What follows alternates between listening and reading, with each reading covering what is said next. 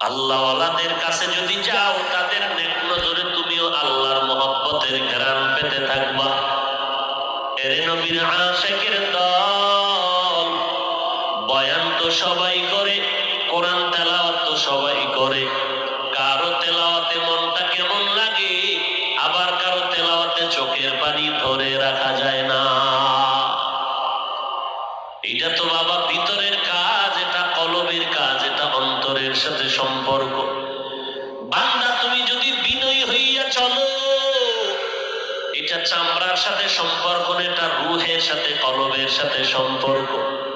আর এই কলবের চিকিৎসা করার জন্য কলবের ডাক্তার হলো মদিনার নবী বলেন ওয়ারাসাতুল আম্বিয়া আহলে হক উলামায়ে কেরাম।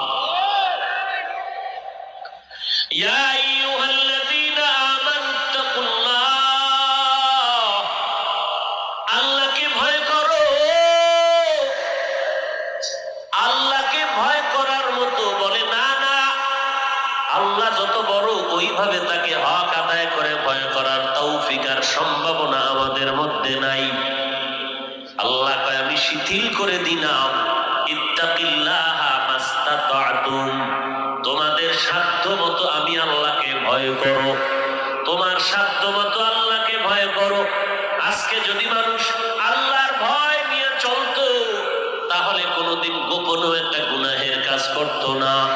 এরে নবীর আশিকের দল, যতদিন পর্যন্ত আল্লাহর ভয় অন্তরে আনবে না, দুনিয়ার কোন শাস্তি আর বেতের বাড়ি তোমাকে আদর্শ মানুষ বানাতে পারবে না।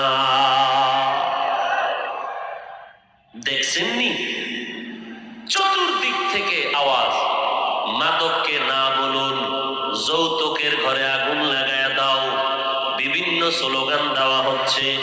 যৌতুকের এই গজব বন্ধ করতে হবে, মদের বোতলকে চূর্ণ বিচূর্ণ করতে হবে, নেশাগ্রস্ত বন্ধ করতে হবে।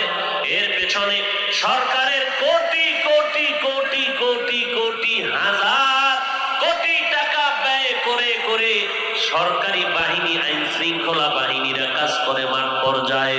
কোন মাদক পারলে ধরায় দাও, বিনা জেলখানায় ঢুকায় দিব।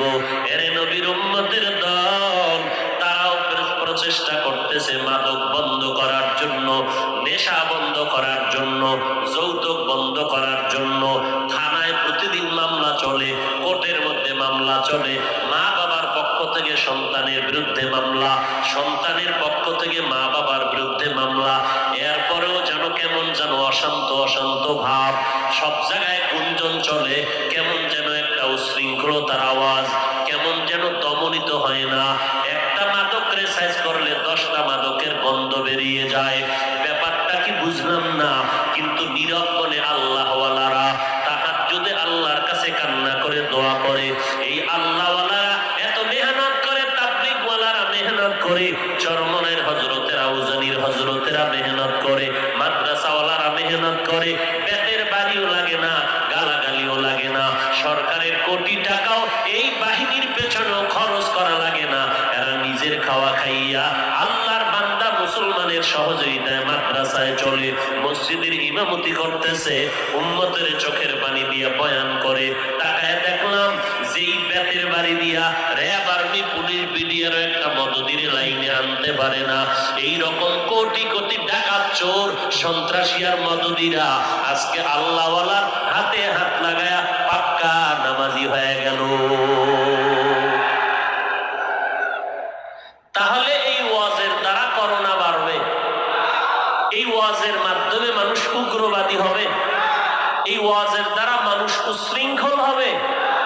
না, এই ওয়াজের দ্বারা সোনার বাংলাদেশ সোনায় পরিণত হবে। কথা ঠিক না? কত বড় বড় সন্ত্রাসী আজকে 5 ওয়াক্ত নামাজি, কত বড় বড় ডাকাত 5 ওয়াক্ত নামাজি। বেত্রাঘাত করা লাগেনি, আল্লাহ কোরআনের আওয়াজ সিনায় লেগে গেছে। ই কালামে জিন্দা কোরআনে হাকিম, হিকমতে উলায়া জালাসতু কাদিম। এরে নবীর উম্মতের দান, আজকে ওয়াজ দিয়া যে সমস্ত মানুষ উল্টা কথা বলে, দেশের দুশ্মন, স্বাধীনতার দুশ্মন, এরা ইসলামের দুশ্মন। আমগো পিছে সরকারের কোনো টাকা যায়? এই মাদ্রাসা চলতেছে, বিল্ডিং উঠতেছে, আজকে মান্নান স্কুলের পিছনে সরকারের টাকা আছে। একটা IABA পাস, মাস্টার্স পাস, একটা ভালো ছাত্র ডাক্তার ইঞ্জিনিয়ার বানাতে সরকারের লক্ষ লক্ষ টাকা পেছনে যায়। আর আমাদের